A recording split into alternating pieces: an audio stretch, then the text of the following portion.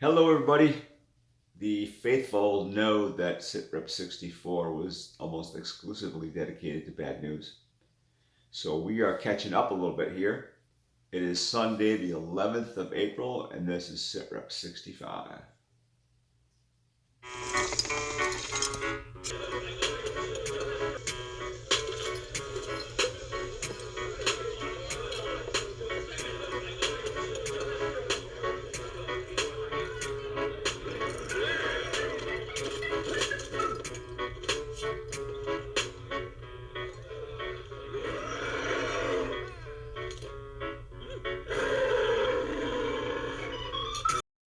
So, as usual, the first thing we're going to cover today is God. And the Spirit, for some reason, has been moving me to talk about Jews, right? Now, let's be honest. We're taught that Jews are cheap, and we use all this derogatory, these derogatory beliefs and words that that they Jew people down. In other words, they're so cheap that they can never pay full price, and they have to, get a lower price because it's so cheap. And essentially, we're taught to hate Jews, all kinds of crazy anti-Semitic stuff, and I don't understand. And the reason I bring that up in relation to God is because all the people around Jerusalem back when Jesus was here were what? A lot of them were Jews. And if you know anything about Christianity, you know that the Old Testament is still followed by Jews to this day, right? The problem is, or one of the issues was that in the Old Testament, there were all kinds of prophecies, or a better word might be declarations, or looking into the future, right? That of what things that the Messiah, their Savior, was going to bring them back to the promised land in Israel and all that. All these things that he was going to do that would prove that he was the Messiah, right? Well, so these people, the original 12 people that were actually going out into the world and spreading the gospel of Jesus, were, you guessed it, they were Jews. Why? Because Christianity hadn't started yet. Jesus just got here, right? So there were all these prophecies that laid out the things that he would do. But they had in their minds, they had built up this grand entrance of the Messiah, and he was gonna slay or whatever, right? But he came into Jerusalem riding a donkey. He was born in a manger, right? These are things that in their minds they couldn't accept as being the Messiah. It was too lowly for their Messiah, right? So to this day, they still don't recognize Jesus as the Messiah. Oddly enough, there are a group of Jews now, and apparently the sect is growing, but they're called Messianic Jews, Messiah. So they actually recognize Jesus as the Messiah, and they still follow a lot of the Old Testament laws, and they still, they have to keep dairy separate from. I don't know all the laws because thank God I'm a Christian. I don't have to live under all those laws like regular Hasidic Jews do. But yeah, they still follow both Hebrew tradition and Christian beliefs. So I thought it would be kind of a cool thing to share that with you guys if you didn't know the difference between Christianity, between the New Testament and the Old Testament. By the way, I should probably mention that. So the New Testament is for people that recognize Jesus as the Messiah.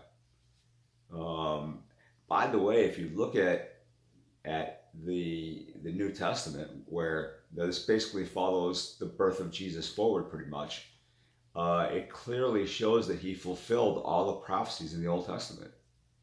So it baffles many as to why Jews don't believe that he was the Messiah. The proof is there. Anyway, I just thought I'd share that with you guys. So I thought we'd talk real quick about the critter cam. So I haven't really put the critter cams out lately. I think we've pretty much seen all that we're going to see in my backyard. I'm not comfortable with putting them out down the way a little bit, like on the other side of the pond. I just don't know. Well, I'm not sure how to get over there. I've never been over there. You got me walking through potentially some people's backyards down the end. There's some very, very large houses, dare I say mansions. There's a couple of them down the end off of our, not in our development. They're off the res. They're down the end. But I think I'd have to cut through their property to get over to the side where I want to actually film. And I don't think that's something that I'm in a rush to do. So, but we do have this. So these here, I was at the VA yesterday, and these are sand cranes. So I'll go ahead and let this run. But one thing I want you to look for is at the end, and I'll kind of highlight a little bit. The mom is poking in the ground, and she eventually finds I think a worm. It might be a lizard, something that's obviously buried in the ground. And it's kind of funny, like I don't see her signal the baby or anything, but apparently he understood that she got something, because as soon as she did, he kind of stepped right in and she pulled it out of the ground and kind of, passed it off to him. But I thought that was pretty cool. So here's that.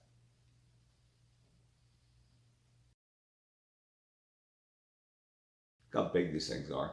And if you look at the size of the male to these ladies that are sitting there, you can get an appreciation for how really big these birds are. Yeah, so here's where the mom passes off the critter to the baby. So they're protected here in the United States, and also Florida has their own additional rules regarding these birds. So on the medical side, if you guys didn't see my previous update, SITREP 64, my Keytruda stopped working. We had to stop the treatment. It wasn't doing any good. So my options are to go back and start chemotherapy, or go into clinical trials. That's like drugs that are not FDA approved. Or I can just do no treatment at all. I decided, after much praying and discussion and deliberation and soul searching, that I am going to give chemotherapy a try. The drugs that we're using for this round of therapy are not as aggressive as the previous, or the dose-wise. It's not nearly as egregious as the previous doses of chemotherapy I had. So the quality of life should be pretty decent. That's one of the primary reasons I agreed to do it. In order to do that, I have to have the chest port put in that goes into the blood vessel in my neck. I'm having that done tomorrow, Monday morning. And I also have to have a feed tube put back in my stomach, because the pain in my throat is getting pretty bad, and it's getting pretty difficult to swallow. So I'm going to show you real quick. These are just, obviously this is not my mouth, but these pictures here, as you can see, this here is essentially the tonsil that they had removed, and this whole area. So the area where I'm having the most pain is right now is behind this wall, as you can see here, marked off in blue. If you can imagine, that wall is there, but they went in behind that area and cut out a lot of material, and also going up into my nasopharynx. So that's all been cut away. And I think what's happening is this arrow here kind of shows what we were talking about in SITREP 64, where this tumor is infiltrating my mouth. So you can see here in green, that green area is what I showed you in the last SITREP, which is a tumor that's sticking down into my mouth area from my nasal cavity. But that's not the one that's causing me pain I discovered yesterday. The one that's causing me pain is this one over here to the side, depicted by the arrow. So it's kind of behind that wall, and it's going up into my nasal cavity, and now it's pushing. I think it's actually might even have broken through, I'm not sure. But it's really difficult to get up in there. I bought these little spray bottles, which are easy to carry around, so I can just squirt it in my mouth, if I'm out and about. I figured that'd be easy to squirt on that thing that's sticking down, that green thing I just showed you. in my mouth, and I tried it out, and then I discovered, like I said yesterday, after squirting it down, that that's not the area that hurts. It's actually behind that and up. So in the meantime, we kind of switched over my medication. I'm taking fentanyl now, fentanyl, whatever they call it, and I take 15 milligrams of morphine to offset that as needed. And since I switched over, I have been taking the morphine pretty regularly. So I have to go through this process to go back to the doc. I'm going to talk to her Monday when I go for my other procedures and let her know that this amount of fentanyl that we just upgraded again actually, is still not enough. So now the pain in my back, that tumor that's eaten into my 11th rib, that hurts as well. But this is kind of is winning the race now. It's causing me more pain than the one in my rib. So hopefully we get a handle on that without me having to take too much fentanyl and become so doped up I can't function. So we shall see. And so as usual, we have some new subscribers. So guys, welcome to the channel. I appreciate your support. And last but certainly not least, my walkathon is coming up next Saturday actually. So time to support me is running out. Please don't forget the link to my page where you can support me. You can donate from there, right from the convenience of my page. I'll put that link in the description box below. If you'd be so kind, you don't have to send a whole lot of money. To my family members and everybody else that recently sent money, thank you so much, guys. I appreciate the support. And yeah, it's only 2 miles. I really look forward to it. I just drove home from church a little while ago, and my Mustang got pelted with hail. So yeah, we got hail here in Orlando. I thought there was a couple of drops that sounded like they're hitting the car something kind of hard.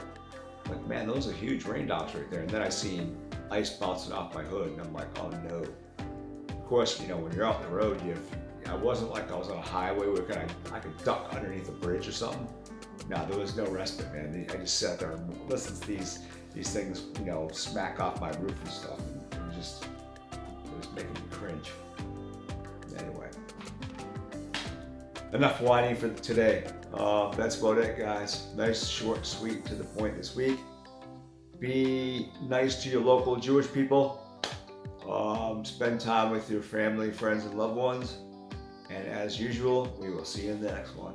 Love you guys. Bye.